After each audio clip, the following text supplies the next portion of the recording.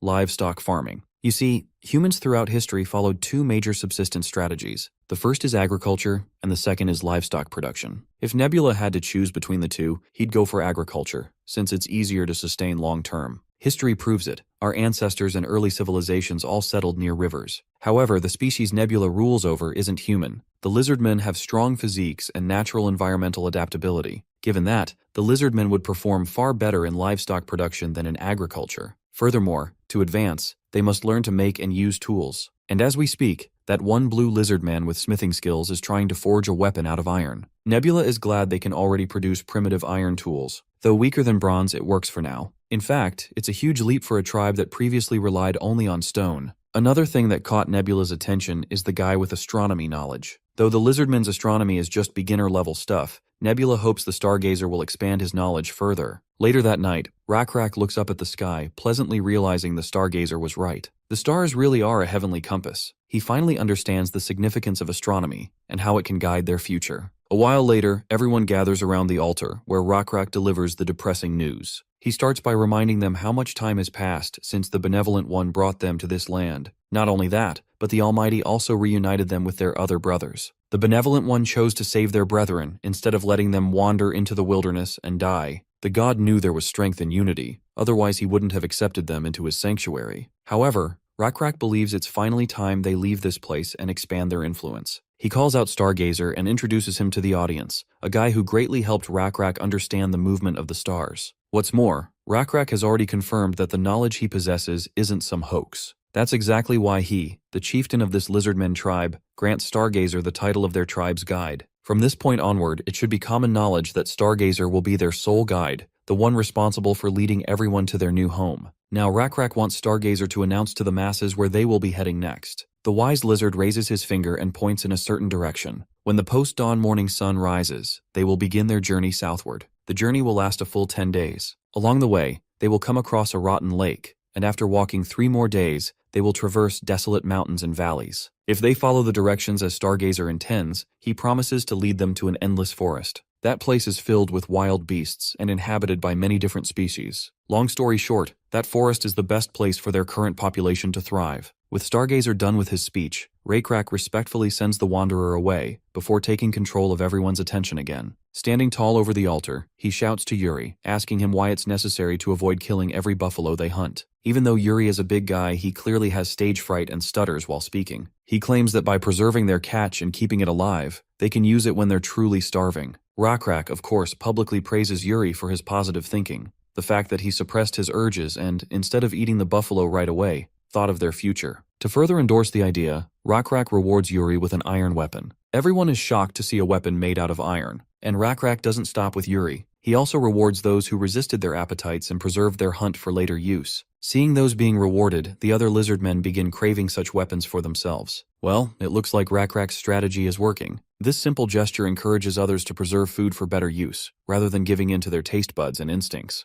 Right then, Rakrak grabs one of the buffalo skulls and lowers it over his face like a sacred war mask. He summons the warriors to step forward. Yuri answers the call first, and Rakrak grants him a skull of his own. Those who bear the skulls upon their heads are consecrated as the skeleton warriors, fighters sworn to stand at Rakrak's side and carve their god's will into the world. They cannot linger in this holy ground any longer. Their god demands movement, demands obedience. They must depart at once and seek the next sanctuary that awaits them. As the first cracks of dusk split the sky, Rakrak invokes the name of their god, the nameless beetle god, commanding every warrior to carve that name into their very souls. The road ahead will be merciless, the trials unending, but they must endure, just as they endured resisting the temptation of devouring the water buffaloes. Their suffering is their offering. Their resolve is their worship. With their iron spears raised high, everyone vows to march forth. Rakrak stands beneath the dusk of a new day, a new journey, a new beginning. He begs his god for forgiveness for speaking so boldly, for using his name to motivate the others, for using the pretense of godly will to unify everyone. The said god watches everything unfold, and he isn't even slightly worried about Rakrak's actions. In fact, he feels proud to have Rakrak as his high priest. After all, Rakrak is truly having a positive impact on the people he leads, not only boosting morale but also accelerating their growth. Yuri is a prime example, having leveled up accordingly. Even Rakrak has advanced his special stats. The results the High Priest has produced haven't disappointed Nebula even once. But the real game begins now. The true trials for Rakrak lie ahead. Under the scorching heat, the entire Lizardmen Legion trudges through the wilderness. The heat is so unbearable that Manan even collapses.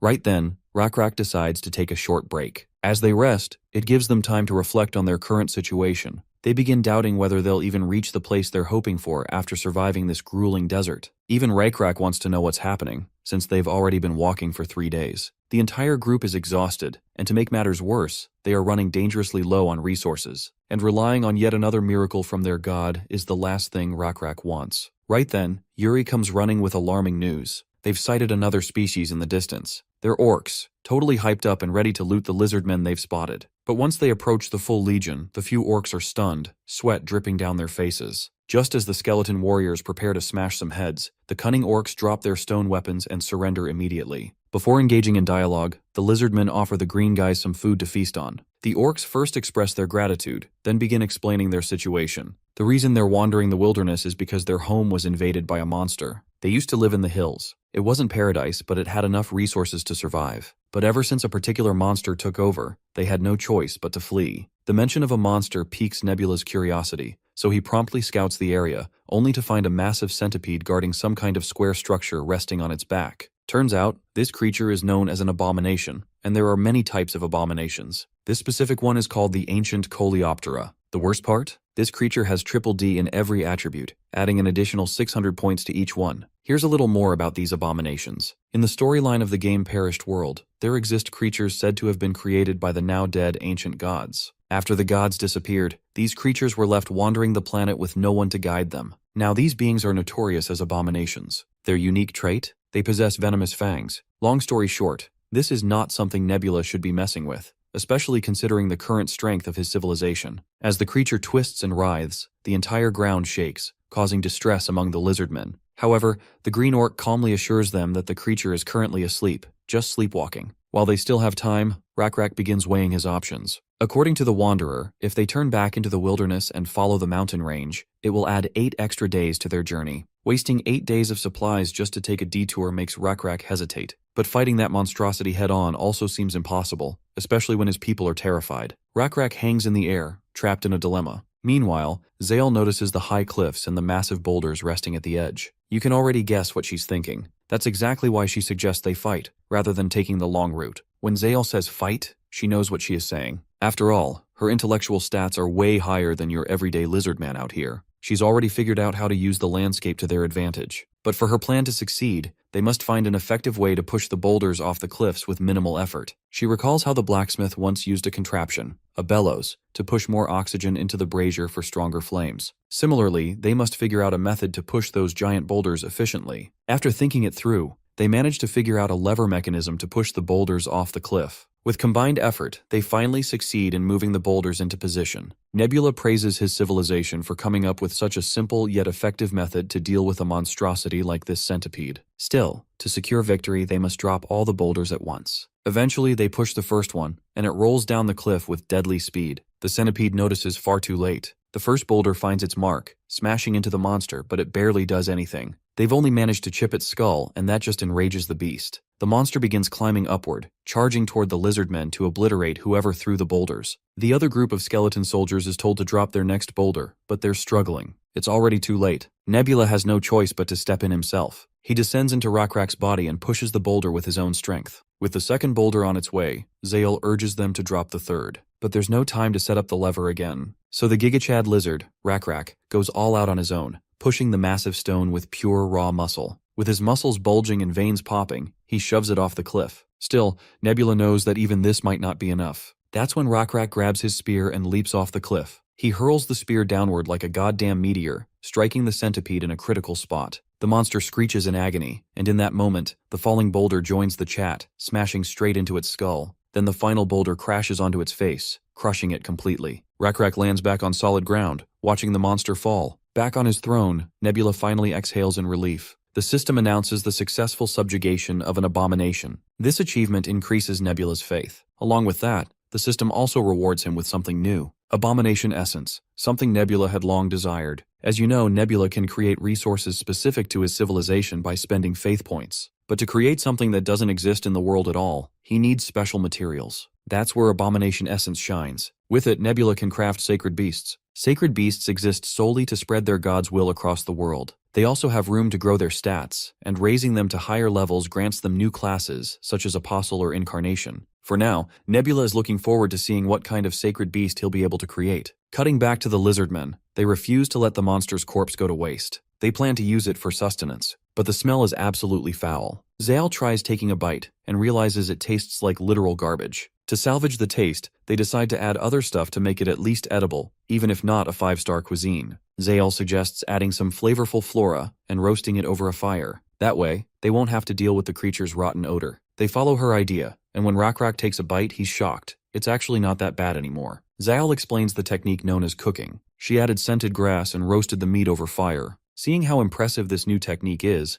Rakrak insists on learning the skill for himself. As they continue eating, Zale mentions how the orc chief has an heir. This sparks an idea. Rakrak should probably find a mate too. Bro's brain crashes instantly. Zale remains completely serious, pointing out that they're getting older. It's only natural they need the next generation. As Rakrak sinks into deep contemplation, Zale expresses her willingness to be his mate. Just as he's about to respond, something shiny behind her catches his eye. It's some kind of ancient artifact. It was previously attached to the structure on the monster's back. Yuri the goofball tries to eat it, only to immediately realize it's not edible. The Wanderer reveals that this stuff is metal. Specifically, it's called gold. Zyle also claims to have seen a similar metal before. The blacksmith had shown her various metals. If they polish it well, it reflects light and shines beautifully. Furthermore, it doesn't change color, nor does it decay over time. Among humans, this metal holds a lot of value. But for someone like Yuri, this piece of metal just sounds like a burden, heavy to carry and inedible. Speaking of which, the Wanderer suggests Yuri go hunt the deer that live around here. They're hoofed beasts with horns, and their meat is sweet and delicious. From what the orcs told them, there's supposed to be a herd of them somewhere nearby. Yuri perks up and heads out, while Rakrak is still lost in his thoughts regarding this metal. Dusk descends a while later, and instead of indulging in the hunted deer resting in front of him, Rakrak is still lost in thought. If gold supposedly doesn't decay, then what purpose did the creators of the tablet have in making something time couldn't wear down? This only makes him more curious about what the tablet is supposed to convey. Zal returns with news that the entire lounge is ready to rest for the night. Rakrak is surprised that she found him even though he told no one about his whereabouts. Well, she spotted him because of the furred clothes he's wearing. Turns out, it was her who suggested he wear them. Perfect for someone meant to play the role of chieftain. Night descends, and the hunted deer in front of Rakrak begins to decompose. Yet he's still sitting there trying to figure out the purpose of this tablet. Suddenly he notices the fireflies leaving trails of light, trying to form symbols. At first, Rakrak is astonished to see such bizarre illusions. But whether they're illusions or real doesn't matter. What matters is that the fireflies' movements resemble the markings on the tablet. It seems Rakrak has finally reached the epiphany he'd been searching for. This tablet was meant to represent something timeless, something that could never decay or be erased by time. And he has finally figured out what that thing is. He works all night deciphering the markings, and the dawn begins to break. He goes straight to Zale and wakes her up, wanting to show her what he has discovered. Let me spoil it for you. Bro has learned the concept of written language. He draws a symbol with a twig representing a male lizardman. Then he draws another symbol beside it to represent a female lizardman. After that, he draws an equal sign between the two symbols. Together, the symbols show that the male and female are companions to one another. And get this, Rakrak didn't draw this out of nowhere. He's actually using the symbols to tell her that he accepts her proposal and considers her his companion and mate. By now, Zale has learned enough of the language too. She draws a circle around the symbols and hopes Rakrak understands what that means. Well, it seems the chieftain knows exactly what it entails, and so do we. This is how Nebula's civilization discovered the concept of written language. It's honestly an achievement to be proud of, though it's going to take at least a few generations for it to evolve into a modern language. Anyway, now that Rakrak has chosen his mate, it's time for the wedding ceremony. For that, both the male and female must go out and hunt the biggest animal they can find and present it to their partner. And it looks like Zale has already outdone Rakrak with her catch. Anyway, Nebula is just relieved that he can now expect succession. We then cut back to the creature's corpse, which had already been dissected thoroughly. Currently, Rakrak is having a dialogue with the orc chief. The orc guy literally wells up in tears when Rakrak gives him the good news that the lizardmen won't be occupying the place, meaning all the green guys can continue living as they were. The green guy sincerely thanks Rakrak. Not only did he kill that creature, but he was also benevolent enough to spare them their land. The overly grateful orc chief then introduces his son and assigns him as their guide since he knows the area like the back of his hand. According to the orcs, the land ahead has numerous large beasts and far bigger tribes living much closer to each other. Still, They're confident that a leader like Rakrak will easily overcome any obstacle in his path. As Rakrak and his crew scout this deep forest, they spot unusual footprints in the area. Once the wanderer takes a closer look, he recognizes them as footprints of frogmen, creatures capable of walking on 2 legs. There are frogmen with good intentions, but not often. The fact that these creatures had been scouting this area only proves they have some hands-on experience of warfare reconnaissance. Judging by the total number of footprints, at least 5 frogmen scouted the place, meaning their tribe might have far greater numbers compared to the Lizardmen. After scouting, they return to their camp, and it's already nighttime. Most of the Lizardmen are ordered to scout different areas. This is the only way to create the illusion that they have superior numbers compared to what they actually have. Zal also suggests increasing the number of Lizardmen on patrol and watchkeeping. A few days pass, and it seems their strategy worked. They didn't encounter any frogmen during their stay. Within those few days, Rakrak's tribe worked hard on their sustainability. They put emphasis on livestock farming, and the structural integrity of the houses they were building also improved exceptionally. Out of all these little achievements, the one that impressed Nebula the most was the speed at which the Lizardmen adapted to the concept of characters. Using the primitive maps they created, and the new combination of characters paired with their existing hunting signs, the tribe quickly adopted the concept of written symbols. In addition to that,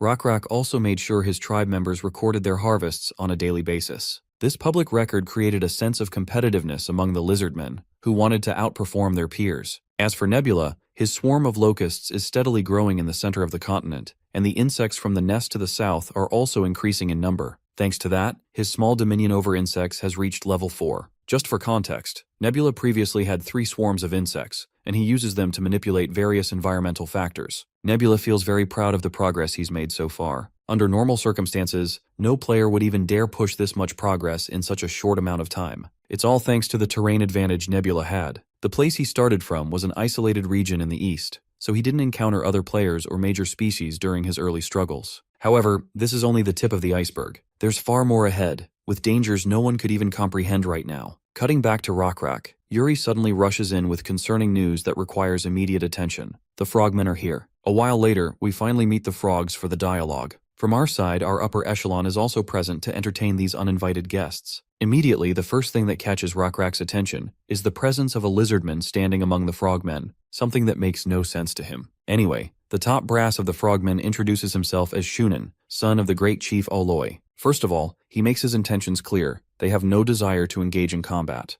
Rakrak is surprised by the display of manners coming from Shunin. Respectfully, he introduces himself as well, Rakrak, the chief of his tribe. The feeling is mutual. He also wishes not to point his weapon at anyone. With formalities out of the way, the frogman steps forward and reveals the purpose of their meeting. Turns out he is here to inform the Lizardmen that they have invaded frogmen territory. Of course, Rakrak argues against it. How could all this land belong solely to the frogmen tribe? Not to mention, there are no boundary markings anywhere that indicate frogmen territory. That said, Rakrak expresses no intention of invading another tribe's sovereignty, and he apologizes for it. However, he politely lets the Shunin know that they will be staying here for a while since they have nowhere else to go. Rakrak further takes control of the situation by flattering the son of Chief Auloi. Just a few kind words, and Shunin willingly gives in to Rakrak's stance. Then there are the 2 big guys standing behind Shunin, quietly and without expression. This means they are only here to ensure that Shunin isn't doing something stupid. But as for that lizard man standing with the frogmen, Rakrak still can't figure out his role. He's sure he'll learn soon enough. To do that, he sincerely invites the esteemed son of Chief Auloi to a feast. After all, 2 tribes just came to good terms without conflict, which is more than enough reason to hold a celebratory gathering. Shunin is about to accept the invitation, but quickly fumbles over his words when the big guy behind him whispers in his ear. He politely declines, reasoning that they have yet to build a relationship based on trust.